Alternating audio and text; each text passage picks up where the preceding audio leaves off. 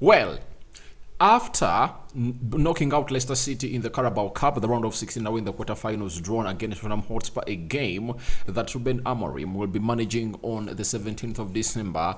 Man United under Ruud van Nistelrooy, the interim, has all what it takes to obviously see to it that he wins his first Premier League game as a first Premier League manager. By the way, all the interim managers have gone into that Manchester United. I think they've gone ahead to win their first Premier League games. I remember Ryan Giggs did it.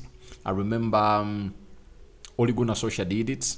Michael Carrick did it. And remember, he beat Arsenal 3-2. Then it is a chance for Ruud van Nistelrooy to obviously find himself in a position of obviously striking back like no other into this beautiful game of football and atmosphere altogether. Smash the like button, comment and share.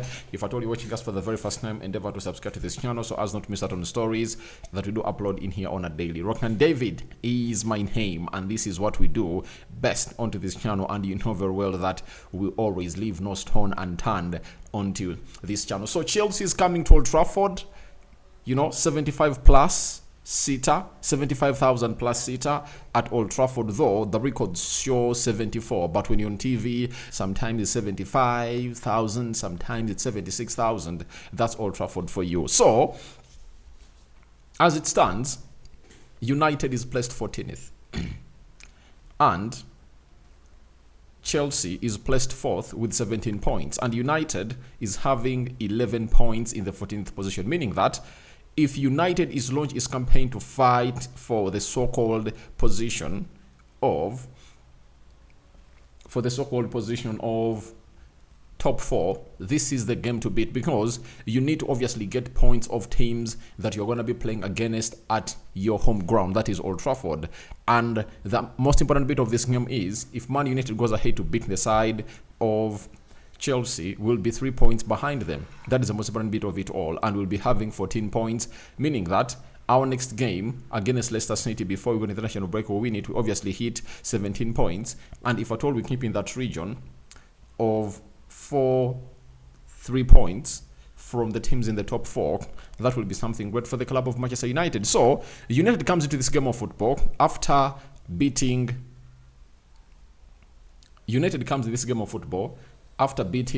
the side of United comes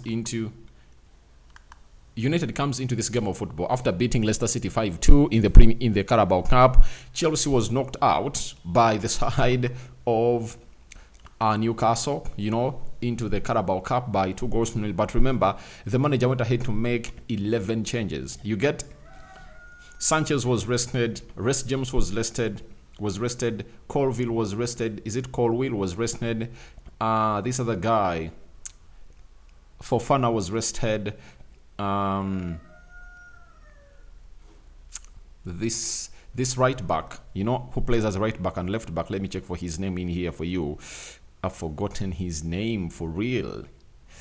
What's his name? He's French, we even wanted to sign him. He was from Lyon, he has gone ahead, obviously play very well. He was rested. Lavia and Casedo were rested. Palma, Madueke, Pedro Neto, and Nicholas Jackson. All those players were rested for this beautiful game of football. And for Ruud van Nistelrooy, I think went strong, and the only player that he couldn't start was Eriksson, because Eriksson really found himself not being able to play. But he leads us into the injury news. And Van Nistelrooy, in his embargoed interview, he has come out and confirmed to us that this guy is really gonna be, he's fighting to obviously be fit for tomorrow. That is Eriksson. You get, but Man United is having other players injured. We are having 8 players injured, I think. Maguire, Luke Shaw, Lenny Yoro, Tyrell Malacia. Who else?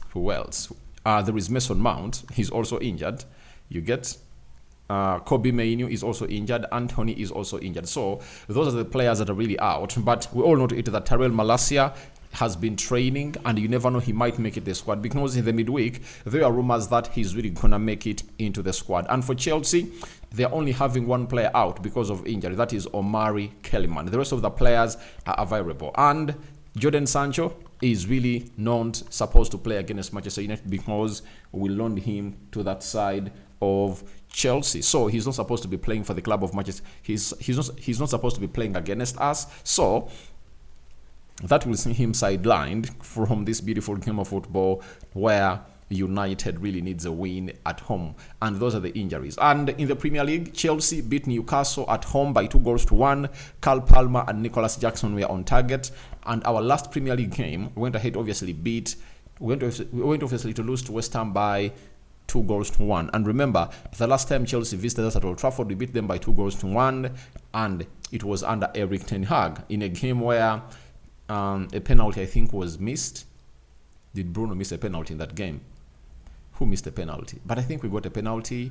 And who scored the winner? I don't remember. But I think Garnacho and Bruno Fernandes were on target onto that game of football. So they come to Old Trafford when they know what it means, obviously coming through and do the needful. Ruud van Nistelrooy going for his biggest test.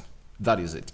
He's really going in for his biggest test, I tell you. This test is really so big that even we fear for the side of Manchester United. And I was really watching people getting excited when we knocked out Leicester City, and I was like, why do football fans really forget easily? Because when you look at the side of Manchester United and all what they have to do when they're playing against Chelsea, it's a different game plan. Because if Leicester could really put 2 goals past us when some of their players are really benched and they are really going through that midfield, you obviously have to worry when you're playing against Chelsea. The hugest positive in this game is that you anticipate that a new manager bounce will obviously come up, the effect of the new manager bounce, and then being at Old Trafford, that is it. And maybe we are really going to be having our colic midfielder into that beautiful game of football. And that leads us into the probable starting 11 for the club of Manchester United into this encounter altogether. The system, I think, is going to stick to the 4-2-3-1, a system that he played when we were playing against Leicester City, and we knocked them out. In goal, obviously, United made some changes also.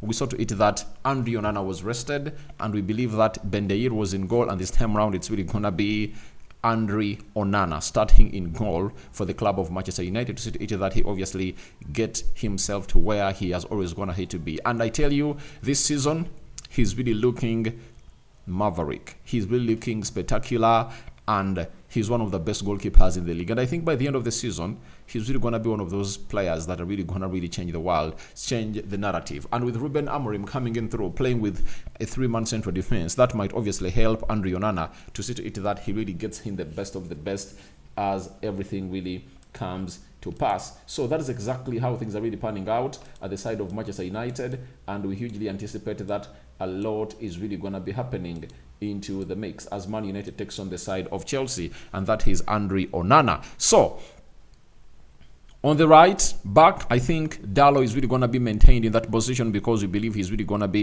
has been doing a fantastic job, and he got himself an assist in the midweek, and that makes it 2 for him this season. And I know the season is still young, and with Ruben Amorim coming through, you know what he does. He plays with a right wing back, and his right wing backs score lots of goals, and his right wing backs really put in a very huge shift together into the mix. So I anticipate he's really going to be having a very beautiful game down there. On the left, I think it's going to be Mazarawi, though Lisandro Martinez was played on the left as a left back. But if he's not played as a left back, if he's not played as a central defender, he will be played as a left back. Central defense, I see Matthias De Ligt, right-sided centre back, and Lisandro Martinez as a left-sided centre back, right? For that, you'll obviously anticipate that the manager might obviously bring in John Evans to play alongside Matthias De Ligt, or Lindelof to play alongside Matthias De Ligt, and obviously play with Lisandro Martinez. And I anticipate that in this game, he might obviously play Lisandro Martinez as a left back and really rest Mazarawi into the mix. So that is the back 5. Now, in the double pivot, I think this guy, he's a must start. That is Manuel Ugarte. You know, they've told us that Ruben Amorim is not going to be having veto powers. He's going to be coaching what he's really given. And I know there are some players he has going to have to be given orders to obviously bring in and obviously play part into this beautiful game of football of Manchester United. And I think this is where everything really comes to where we hugely understand it. And will be like talking we will be like talking Ugarte as one of those players to start into that midfield. And I know Ugarte is going to start tomorrow because you need a mobile defender. I mean, look at his stats, the number of games, the number of balls he won, the passing that he made. I tell you what, he had to obviously be in there and see to it that everything really comes to pass. And this is where I think Erik ten Hag got it wrong, and where I had obviously criticize him, because when you look at Arteta, Mikel Merino came in from injury and he gave him games.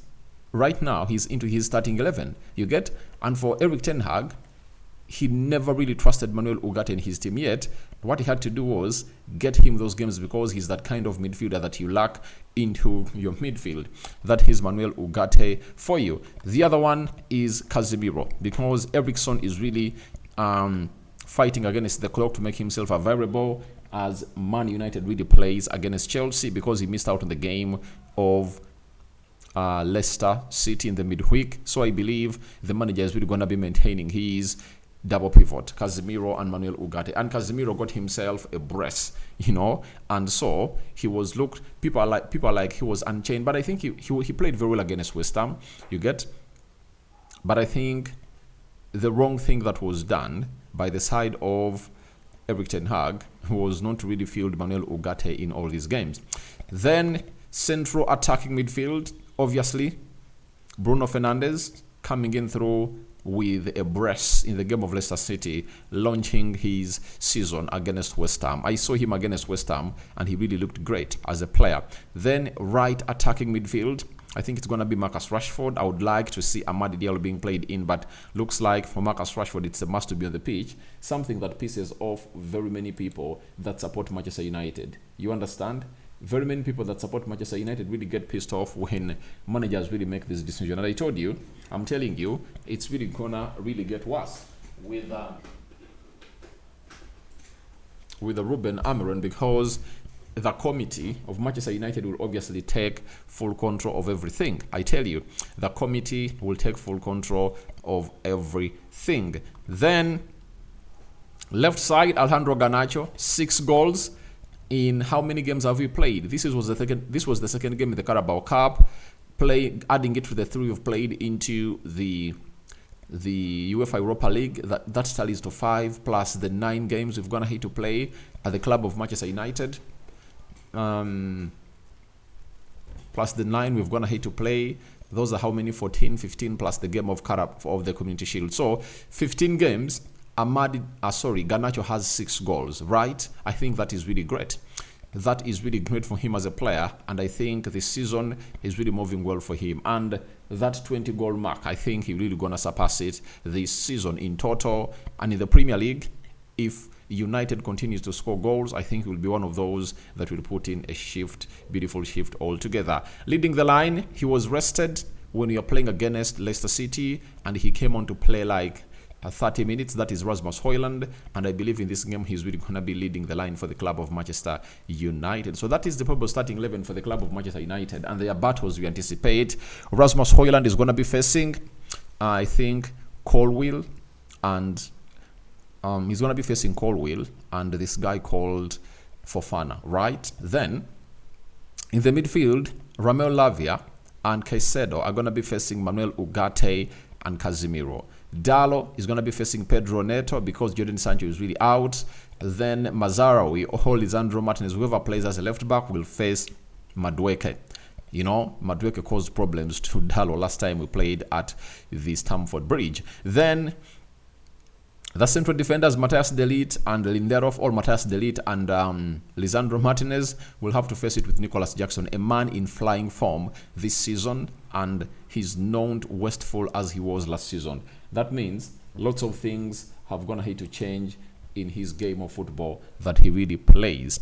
So that is the guy called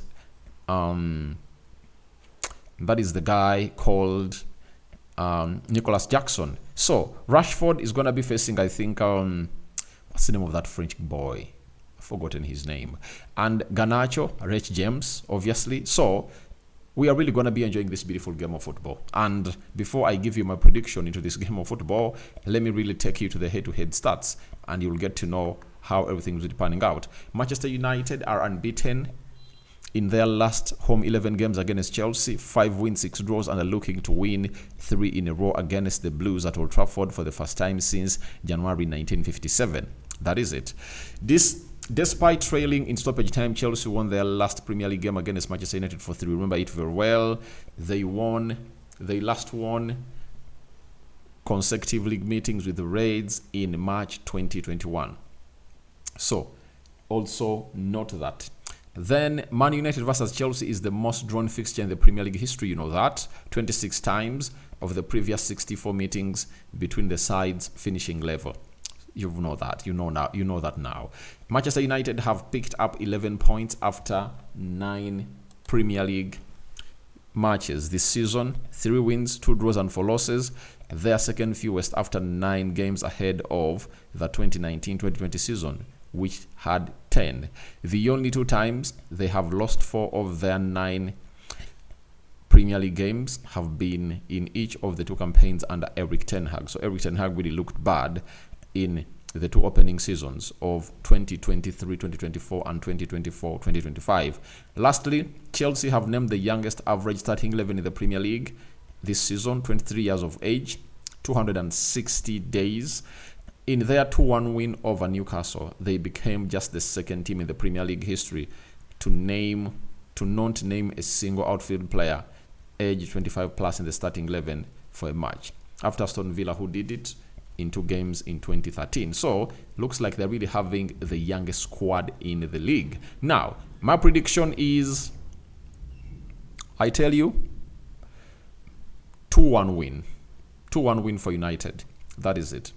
2-1 win for United, though, if a draw comes in through, I won't be very surprised. That is it. And I'm going to be really bringing you the probable starting 11 for Chelsea on the other channel. You know it very well. It's the Rokani Media Football. So, guys, thank you very much for watching through your predictions. I welcome in the comment section below. Tell me, who do you want in? Who do you want out into this beautiful game of football? Rokan David is here, and allow me sign out for now. You get? Let me sign out for now. See you later. Arsenal is going to be playing Newcastle. I'm going to be enjoying that fixture.